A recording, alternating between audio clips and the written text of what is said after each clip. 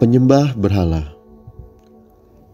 Berhala itu sama seperti orang-orangan di kebun mentimun. Tidak dapat berbicara, orang harus mengangkatnya, sebab tidak dapat melangkah. Janganlah takut kepadanya, sebab berhala itu tidak dapat berbuat jahat, dan berbuat baik pun tidak dapat. Yeremia 10 ayat 5. Polemik menyembah patung atau berhala yang digemakan oleh seorang YouTuber seharusnya tidak perlu ditanggapi serius.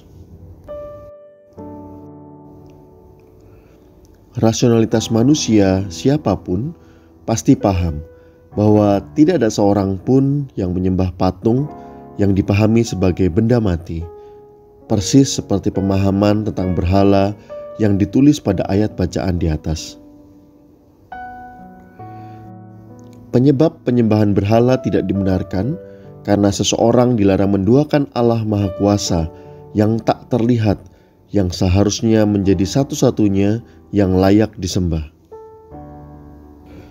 Secara umum sebenarnya, jika seseorang lebih berharap dan mengandalkan sesuatu melebihi berharap dan mengandalkan Tuhan, maka dapat diartikan seseorang tersebut telah menyembah berhala.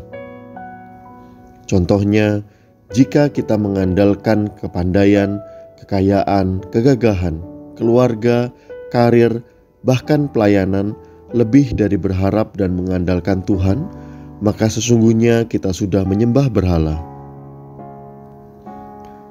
Janganlah kau mengasihi dunia dan apa yang ada di dalamnya. Jikalau orang mengasihi dunia, maka kasih akan Bapa tidak ada di dalam orang itu. 1 Yohanes 2 ayat 15. Rasul Yohanes menulis, jika kita mencintai, terpikat, dan berharap kepada dunia, maka sebenarnya kita sedang menjauh, atau bahkan kita sedang tidak percaya, atau tidak mencintai Tuhan. Apa ini maksudnya?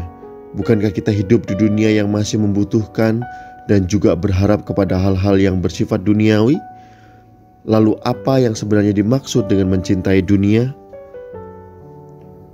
Sebab semua yang ada di dalam dunia, yaitu keinginan daging dan keinginan mata, serta keangkuhan hidup, bukanlah berasal dari Bapa, melainkan dari dunia.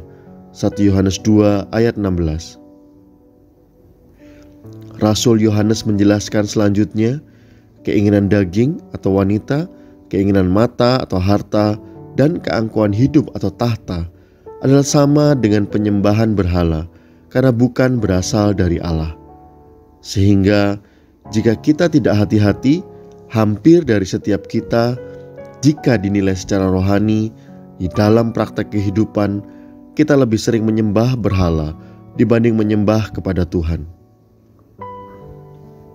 Karena itu, matikanlah dalam dirimu segala sesuatu yang duniawi, yaitu percabulan, kenajisan, hawa nafsu, nafsu jahat, dan juga keserakahan yang sama dengan penyembahan berhala. Kolose 3 ayat 5. Rasul Paulus juga memperjelas, berhala saat ini adalah keserakahan akan hal duniawi.